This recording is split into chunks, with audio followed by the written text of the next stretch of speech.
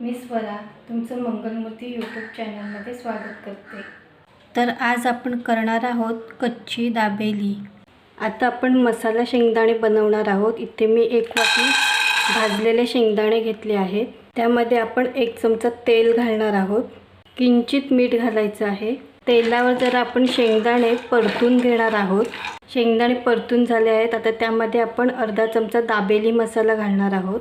मसाला आपण व्यवस्थित मिक्स करून घ्यायचा आहे। तेल घातल्यामुळे शेंगदाण्यांना व्यवस्थित मसाला लागतो। मसाला शेंगदाणे आपले व्यवस्थित झाले आहेत। इथे मी 50 ग्रॅम चिंच 1 तासभर गरम पाण्यामध्ये भिजत ठेवली होती। 50 ग्रॅम चिंच तेवढाच मी 50 ग्रॅम गूळ घेतला आहे। आता चिंच आपण मिक्सरला फिरवून त्याचा रस काढून घ्यायचा आहे। आता आपण चिंचेची चटणी करणार आहोत। इथे मी चिंचेचा रस काढून घेतला आहे। त्याच्यात आपण तेवढाच गूळ घालायचा आहे। 50 ग्रॅम चिंच तर 50 ग्रॅम गूळ समप्रमाणात गूळ घालायचा आहे। त्यानंतर 1 चमचा लाल तिखट घालायचा आहे। अर्धा चमचा धना जिरा पूड आणि चवीपुरेसं मीठ। आता हे मिश्रण आपण व्यवस्थित मिक्स करून घेऊया। तुम्हाला हवं असल्यास यामध्ये व्हिनेगर घातलात तरीही चालेल। ही चटणी करून ठेवून फ्रीजमध्ये ठेवल्यास जास्त दिवस टिकून राहते। आता या मिश्रणामध्ये 2 चमचे साधारण पाणी घालूया। चिंचेची चटणी आपली तयार झालेली आहे। ही जशी थंड होईल तशी जास्त घट्ट होत जाते। चटणी तयार झालेली आहे। आता या ठिकाणी मी 7 बेडगी मिरची घेतली आहे। गरम पाण्यामध्ये मी 1 तास भिजत ठेवली होती। या ठिकाणी तुम्ही बेडगी मिरचीऐवजी कोणतीही मिरची लाल घेतली तरी चालेल, पण बिया काढून घ्या म्हणजे त्याचा तिखटपणा थोडासा कमी होईल। त्यामध्ये 1 चमचा शेंगदाणे, 7-8 लसणीच्या पाकळ्या आणि किंचित चवीपुरेसं मीठ। तर त्यात मी अर्धा लिंबू पिळून घालते। त्यामध्ये आता थोडंसं पाणी घालायचं आहे आणि चटणी वाटून घ्यायची आहे। ही बघा आपली चटणी वाटून झालेली आहे। तुम्ही लाल चटणीऐवजी हिरवी चटणीसुद्धा वापरू शकता, पण दाबेलीसाठी लालच चटणी वापरता। ही चटणी तुम्ही सँडविचसाठी वापरलात तरीही चालेल। ही चटणीसुद्धा तयार करून फ्रीजमध्ये 7 ते 8 दिवस राहू शकते। आता दाबेलीसाठी लागणारी आपण भाजी बनवून घेणार आहोत। त्यासाठी आपण 2 टेबलस्पून तेल घालणार आहोत। त्यामध्ये अर्धा चमचा जिरे घालणार आहोत। त्यानंतर आपण त्यामध्ये 2 चमचे दाबेली मसाला घालायचा।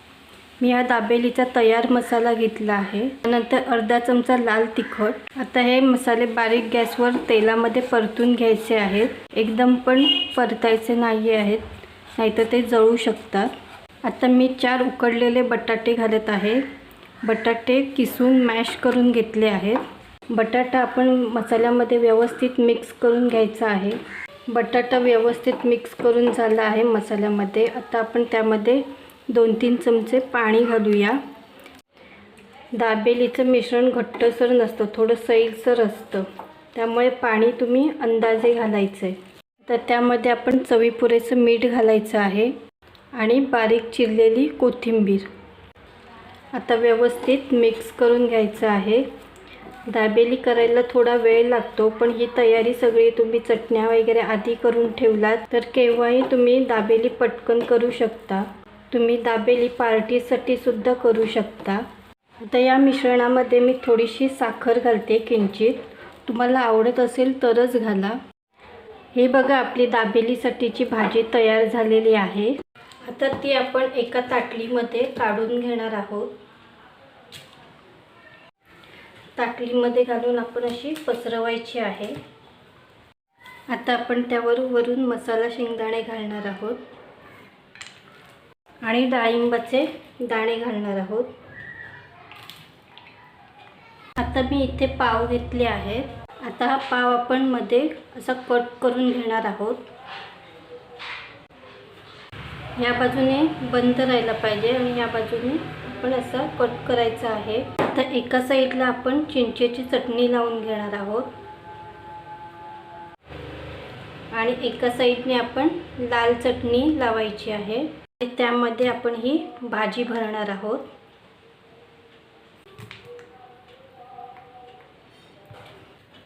त्यामध्ये थोडे शेंगदाणे घालायचे आहेत। वरून थोडा कांदा घालायचा आहे आणि वरून थोडे डाळिंबाचे दाणे घालायचे आहे. बारीक शेव घालायची आहे. भाजी आपण भरून अति व्यवस्थित अशी दाबायची आहे. आता आपण एका पॅनमध्ये बटर घालणार आहोत. बटर नसेल तर तुम्ही तूप घातलात तरीही चालेल. आता त्यामध्ये या तयार केलेल्या दाबेल्या आपण गरम करून घेणार आहोत. बारीक गॅसवर या दाबेल्या आपण शेकवून घेणार आहोत. एका साईडनी शेकवून झालेली आहे. आता आपण ती पलटी करूया आणि वरून थोडंसं बटर घालूया.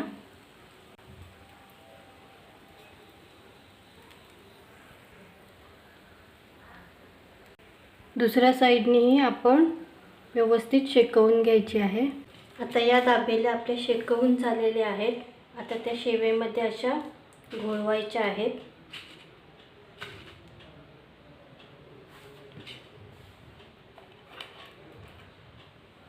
अशा प्रकारे आपली दाबेली तयार करून झालेली आहे. तर ही रेसिपी तुम्हाला कशी वाटली हे तुम्ही मंगलमूर्ती यूट्यूब चॅनलला सबस्क्राईब करा, लाईक करा, शेअर करा आणि बेल आयकॉन क्लिक करायला विसरू नका. धन्यवाद.